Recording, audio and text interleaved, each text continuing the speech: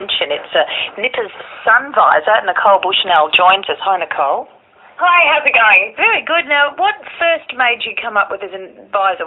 You know, I've got two young kids, and my daughter was so excited about starting Nippers this year, so we're really passionate about being on the beach and, you know, hanging out with the kids and stuff, and sun safety is just a big issue to me personally, so yeah, I love Nippers, I love being there, but it's definitely a concern having all the kids on the beach with no sun protection at all. Okay, but what about the 30 plus and all that stuff? Not good enough? Not for the face, I don't think. Even after, I mean, the kids are going in and out of the water. Yeah. They're having such a good time. They're covered in sand and they're rubbing their faces the whole time anyway. So it's kind of hard keeping sun cream on them. But yeah, a hat would be brilliant. So it's a whole hat, or is it just a visor that goes with the surf life-saving hat? So it's actually a visor that attaches to the cap. I tried different types of, like a cap under a cap so that it would be detachable, but we just found that it was just easier to keep it as a rim permanently attached to the cap, since it can retract right inside without you being able to see it or feel it or anything. It's kind of quite perfect, actually. So does it affect their training, though, when they're running up and down the beach and doing those, beach sprints that they do? Definitely not. I think it actually adds to performance. It's like the wing keel. You've got, what was that? It's like the wing keel. There you go. It's fantastic. It prevents glare. I don't know, I just can't see any negatives. We've had a lot of feedback in the last, say, 9 days since we launched it, and we haven't had any negative feedback so far, so it's really exciting. And have you had other parents who shared your concern about the kids and their faces getting burnt? Absolutely. It's kind of the general consensus on the beach amongst all the parents while we're standing around chatting about it. There just is a dire need for some protection, and it's concerning because, rash vests are mandated and the cap is mandated, and even through schools there's a no hat, no pay policy, so it kind of seems like it needs to happen on the beach as well. So do you have a patent on it? I do. I actually lodged it back in November and then kind of kept working on the prototype until we really just kept trialling it and finally really figured it out in the last, say, 2 weeks, which is why it got launched about 9 days ago. So I'd imagine you'd be working pretty closely with the surf lifesaving clubs, because there's nippers all around Australia. So at this stage, are you just working with Queensland, or are you working with people right around Australia to get these with all the kids wearing them? Right around Australia, actually, the surf lifesaving clubs have been fantastic. I've actually sent out samples to them all so they can actually receive it, feel it, have a play around with it, and see exactly what they think.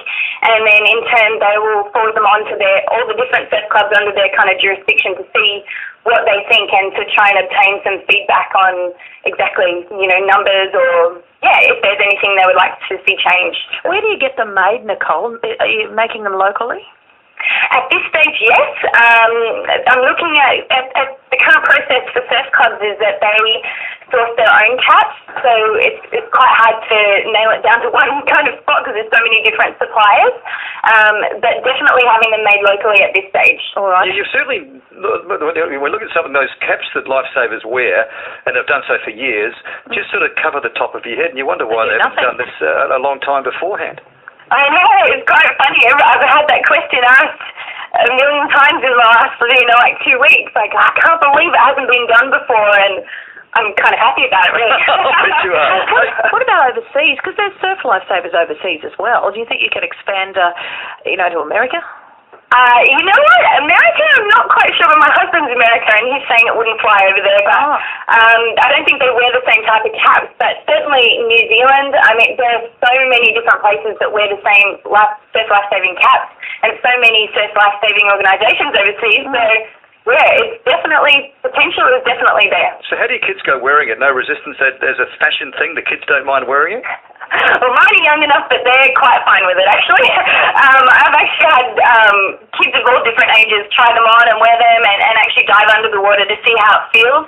And they actually really liked it so far. So, like I said, no negative feedback, which has been really, really good. Congratulations, Nicole. I think it's great. You don't have to invent the wheel, do you, to come up with something that's useful to a lot of other people and to make $1 for yourself, hopefully, along the way as well. Well done, Jill. Where can parents get them? If someone's listening, they want to get their hands on one, what do they do? Yeah, okay, so we have a Facebook page. If they search under Nippers Headgear, all one word, will come up. They can also just email me directly. My email address is NicoleBushnell@bigpond.com. Okay, Nicole Bushnell at bigpond.com. And tell us that Facebook page again. It's Nippers Headgear, all one word, and yeah, we should pop straight up. Great. Thanks, Nicole. Nicole Bushnell there, see? Isn't that great? Sticking outside the square. It's true, because my little nephews do nippers, and they spend a lot of time on the beach, and their little faces were burnt last Sunday, and this is a great idea to protect them. Well, there's big nippers out there too. There's a lot of older guys that do the surf life-saving duties on the beach. Big nippers. Some of them are pretty big nippers too. Oh, good. Look, I just think it's great, and I love people that come up with new inventions, because like I say, it doesn't have to be the wheel. It's just got to be something that just does something a bit differently and a bit more efficiently than something that might already be available. Good idea. 19 to 3, Brisbane's News Talk, 4BC. Entertainment news for today, and we'll look at the birthdays and celebrations, the events that have happened on this day in history, the 20th of February.